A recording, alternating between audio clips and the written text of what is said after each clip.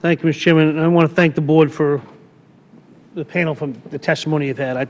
It's very thoughtful, a very difficult decision to make on how to make prioritization. Mr. Hart, I'd like to ask you, has the NTSB taken a look, and I'm not so sure you have, and I'm not even sure you should, but I'm just have you taken a look at the decisions on prioritization of the PTC, or is that beyond the scope of your normal activities?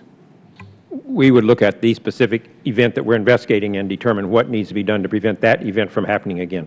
All right, but you wouldn't be in the business of determining whether the prioritization made by Amtrak or others, PTC, let's assume everybody did PTC tomorrow.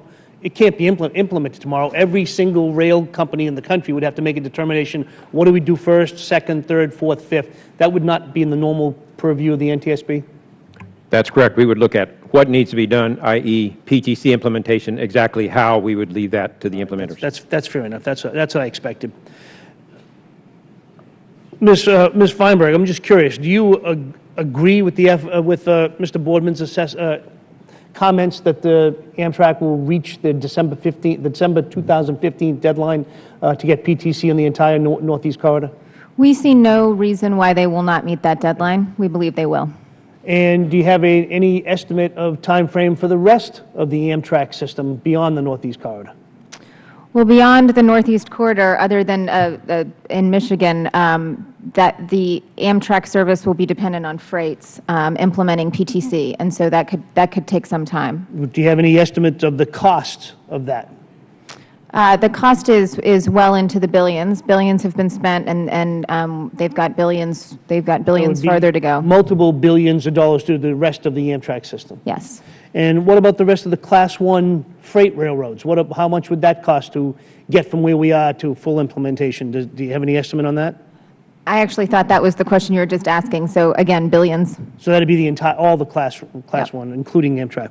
What about the short lines? Are they going to be implementing positive train control, or is it just for the Class 1s and Amtrak? It's for Class 1s and for passenger railroads. So that the short freights will not be doing it? We are working with the short lines a bit separately. What about commuter rail? Will Yes. they be doing it? Yes. What about subway systems? I know that's not necessarily in your purview, but I know that'd be the FTA, but I would hope that the FTA would be working with you on that. We work closely with the FTA, and they work closely with their organizations. So in the final analysis, I mean, even if under the best case scenario that the government was flush with money and every private rail company were flush with money, it would take multiple billions of dollars in many years to get from where we are to where we want to be on positive trade control across the nation on every line. Is that a fair assessment? Well, I would certainly agree with you on multiple billions with a B, but in terms of multiple years, I mean, I worry that we are approaching that position, but we believe that there is a congressionally mandated deadline for December 31st, 2015. We intend to enforce against it. This is not a new requirement for railroads. Yeah. Mr. Hart, have you taken a look on this accident whether seat belts would have helped or not? That is part of our passenger survivability investigation. Yes, we are looking at that. So that will be part of your final report when you have one? Yes. Because I just rode the train up to Philadelphia with Mr. Denham. There are no seat belts on the train. Yet I flew down here today from Boston. I had a seat belt. I had a seat belt on the entire time.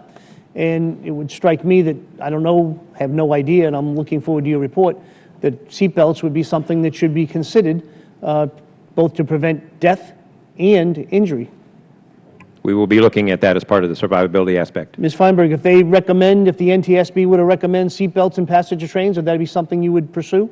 It would certainly be something that we would look at. There are different opinions about the requirement of seat belts on trains. Different opinions? Yeah, while I recognize that seatbelts might seem like a good solution in the event of an accident, there are also people who tend to be up and walking around between cars during an accident, and the fact that you would have to harden the seats in order to put seatbelts into the seats. Well, I understand the concern about whether they should be put into current configurations, but I would suggest that people who have concerns about seatbelts talk to the people at the NTSB about automobiles, about planes.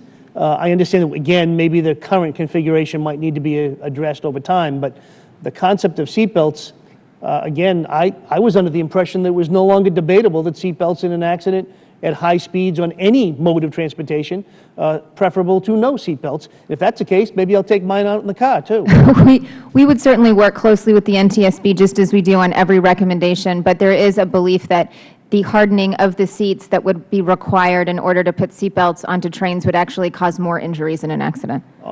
So we're back at it again. It's a cost-benefit analysis. How many people will have to die or get injured before we take the next step? The same question we had in automobiles 100 years ago, the same questions we've had with planes, and now we'll go through trains. No, sir, not a cost-benefit issue. Just simply, how do you keep the most people inside the car safe?